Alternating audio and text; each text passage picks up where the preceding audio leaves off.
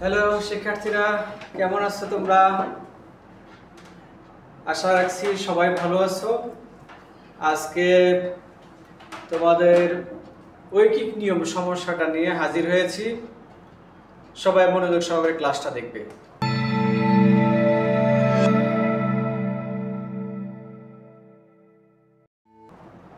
ঐকিক নিয়মের যাবতীয় সমস্যা আজকের একটা ক্লাসের মাধ্যমে আমরা সমাধান করার চেষ্টা করব ইনশাআল্লাহ। ওকে, তাহলে শুরু করছি। প্রথমেই দেখো সংজ্ঞা। ঐকিক নিয়ম কাকে বলে? বলা হচ্ছে এককের মান নির্ধারণ করে কোনো সমস্যার সমাধান করাকে ঐকিক নিয়ম বলে। তাহলে ঐকিক নিয়মের শুরুতেই কিসের কথা আসছে? এককের মান। একক মানে কি? একক মানে হচ্ছে এক। একক মানে কি? এক। ওকে, তাহলে প্রথমেই একটি জিনিস বা বস্তুর দাম নির্ধারণ করে আমার যে সমস্যাটা দেওয়া হয়েছে সেই সমস্যার সমাধান করাকে বলা হচ্ছে ঐকিক নিয়ম। তো দেখো, এই ঐকিক নিয়মের সমস্যার সমাধানের জন্য তিনটা নিয়ম আছে। প্রথমে আমরা শুরু করছি 1 নম্বর নিয়মটা। দেখো, ঐকিক নিয়মে যেটা চাওয়া হয় সেটাকে ডান পাশে রাখতে হয় এবং ডান পাশের সংখ্যাটি সব সময় লব হিসাবে থাকবে। তাহলে প্রথম নিয়মটা কি? যে যেটা চাওয়া হবে সেটাকে সবসময় ডান পাশে রাখতে হবে এবং ডান পাশের এই সংখ্যাটি সবসময় কি হবে? লব হবে। এটা কখনোই কোনো লাইনে গিয়েই হর হবে না, এই বিষয়টা মাথায় রাখবে।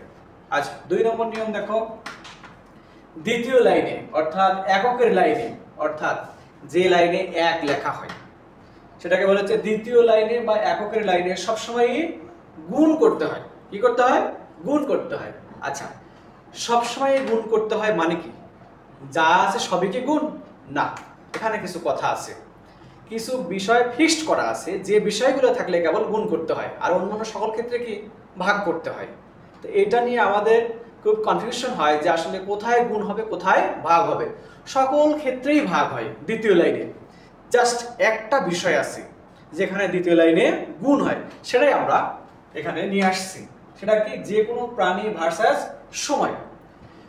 প্রাণীর সাথে যদি সময় থাকে এ বিষয়ক কোনো সমস্যা সমাধান করার জন্য দ্বিতীয় লাইনে সবসময় গুণ করতে হয়। আচ্ছা, আরো একটু ক্লিয়ার করি। ধরো কোনো অঙ্কে আছে জন, দিন, ঘন্টা, তিনটা বিষয়ই আছে। তাহলে সেক্ষেত্রে আমরা কি করব? আমরা কি পড়ে আসলাম? প্রাণী বনাম সময়, অর্থাৎ প্রাণী বলতে এখানে জনকে বোঝানো হচ্ছে আর সময় বলতে এখানে দিন, ঘন্টা, এই দুটোকে মিন করছে। তাহলে কোনো অঙ্কে যদি জন, দিন, ঘন্টা এই বিষয়েও কোনো কথা থাকে তাহলে দ্বিতীয় লাইনে সবসময় কি করব? গুণ করব। ওকে, আর অন্য সকল ক্ষেত্রে কি করব? ভাগ করব আমরা। আচ্ছা দেখো, তৃতীয় লাইনে 3 নম্বর নিয়ম। তৃতীয় লাইনে অর্থাৎ সমস্যা সমাধানের লাইনে সব সময় দ্বিতীয় লাইনের বিপরীত কাজ করতে হয়। তাহলে এখানে কি বোঝানো হলো 3 নম্বর নিয়মে এসে? যে তৃতীয় লাইনে সব সময় দ্বিতীয় লাইনের বিপরীত কাজ করতে হয়, অর্থাৎ বোঝানো হচ্ছে দ্বিতীয় লাইনে যদি গুণ হয় তৃতীয় লাইনে গিয়ে হবে কি? ভাগ। আর দ্বিতীয় লাইনে যদি ভাগ হয় তৃতীয় লাইনে গিয়ে কি হবে? গুণ হবে। তার মানে তৃতীয় লাইনটা সব সময়ই দ্বিতীয় লাইনের বিপরীত। ওকে, আচ্ছা শোনো, তোমাদের জন্য একটা সমস্যা লেখা আছে। উদাহরণ 1 দেখো, একটা প্রশ্ন লেখা আছে। এই প্রশ্নটা আমরা সলভ করার মাধ্যমে এই বিষয়টাকে আরো ভালোভাবে বোঝার চেষ্টা করব। আচ্ছা দেখো, 18 জন লোক দৈনিক 6 ঘন্টা পরিশ্রম করে 25 দিনে একটি কাজ করতে পারে।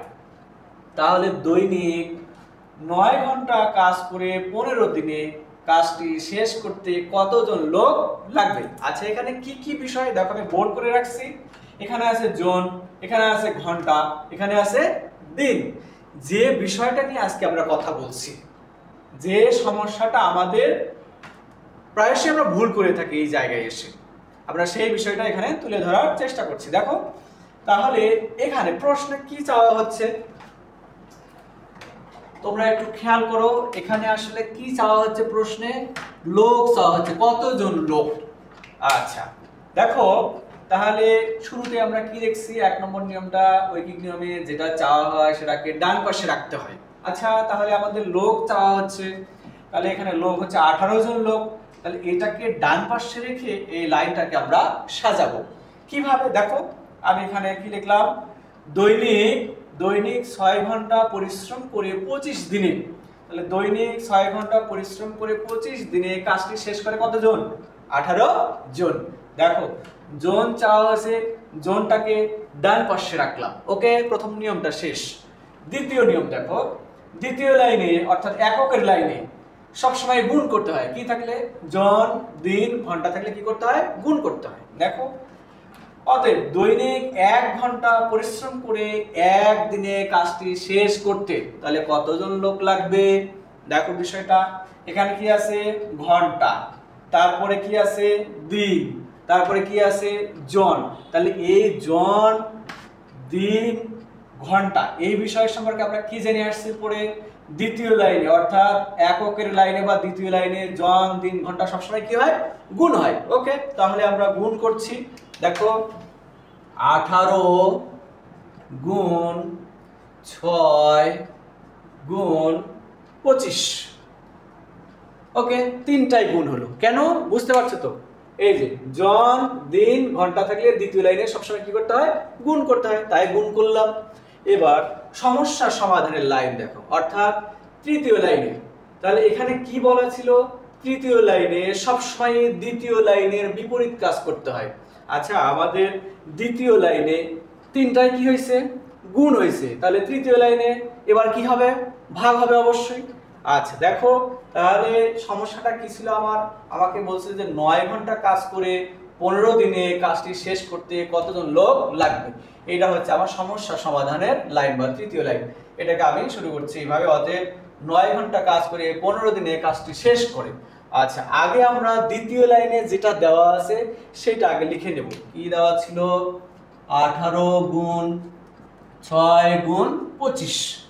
ওকে, আচ্ছা এরপরে দেখো, তাহলে দ্বিতীয় লাইনে কি হয়েছে? গুণ হয়েছে। তৃতীয় লাইনে কি হবে? ভাগ হবে। অর্থাৎ এই 9 আর এই 15 এবার কি হবে?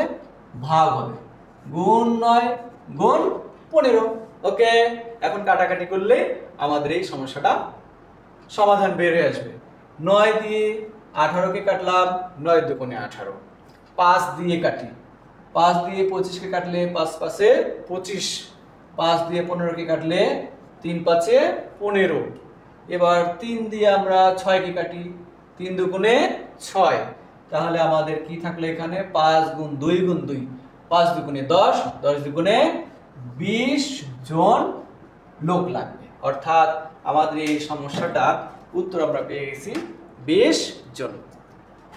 আশা করি সবাই বুঝতে পারছো। আগামী ক্লাসে আবার দেখা হবে। So bye bye.